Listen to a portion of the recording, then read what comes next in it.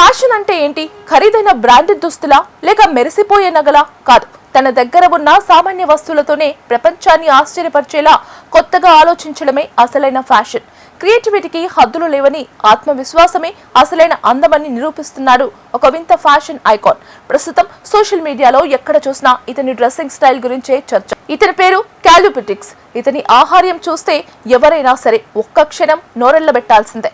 పాత ప్యాంట్లు, చిరిగిన షర్ట్లు, వందలాది షూలతో ఇతను సృష్టిస్తున్న ఫ్యాషన్ ప్రపంచం ఏంటి? అసలు ఈ క్యాల్యూపిటిక్స్ వెనుక ఉన్న ఆ అద్భుత సృజన ఏంటో ఇప్పుడు చూద్దాం. ఈ చిత్రంలో కనిపిస్తున్న వ్యక్తిని చూడండి. ఇతని డ్రెస్సింగ్ స్టైల్ సామాన్యంగా అనిపించకపోవచ్చు. పాత ప్యాంట్లు, షర్ట్లు మరియు షూలను కలిపి ఒక అద్భుతమైన ఆర్ట్ లాగా మారుస్తాడు ఈ క్యాల్యూపిటిక్స్.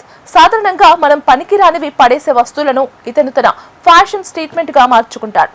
షర్ట్ మరియు ప్యాంట్ పై ఉండే పెద్ద పెద్ద పాకెట్స్, పాత గుడ్డల ముక్కలతో చేసిన వింత డిజైన్లు ఇతని ప్రత్యేకత. ముఖ్యంగా అతని వెనుక ఉండే వందలాది పాత షూల గోడను చూస్తుంటే అతనికి ఫుట్వేర్ మరియు లెదర్ వస్తువుల మీద ఉన్న మక్కువ ఏంటో అర్థమవుతుంది. అయితే ఇక్కడ గమనించాల్సిన విషయం ఇతని డ్రెస్సింగ్ మాత్రమే కాదు, ఆ వింత డ్రెస్సులను వేసుకొని ఇతను ప్రదర్శించే తీరు. ఎంత వింతగా ఉన్నా అత్యంత ఆత్మవిశ్వాసంతో అతను నడిచే నడక, ఆ బాడీ లాంగ్వేజ్ చూస్తే ఎవరైనా ఫిదా అవ్వాల్సిందే.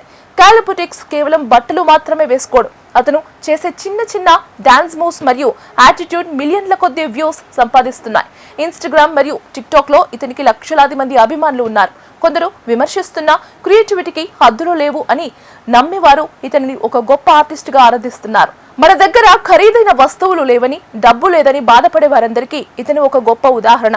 తన చుట్టూ ఉన్న పాత వస్తువులనే డిజైనర్ వేర్ లాగా మార్చడం ఒక గొప్ప కళ. ఇది కేవలం ఫ్యాషన్ మాత్రమే కాదు, పాత వస్తువులను మళ్ళీ ఎలా వాడుకోవచ్చు అనే రీసైక్లింగ్ సందేశాన్ని కూడా ఇస్తోంది. పాత చెత్త నుంచి కూడా ఒక అద్భుతాన్ని సృష్టించవచ్చని క్యాల్యూపిటిక్స్ నిరూపిస్తున్నాడు. ఫ్యాషన్ అంటే కేవలం అందంగా కనిపించడం మాత్రమే కాదు, మనల్ని మనం ప్రపంచానికి ఎలా ఆవిష్కరించుకుంటున్నాం అనేదే ముఖ్యం.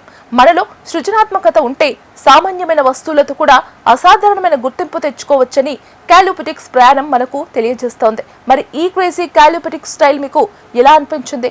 ఇది ఒక కళ లేక వింత ప్రయోగమా? మీ అభిప్రాయాలను కామెంట్స్ రూపంలో తెలియచేయండి.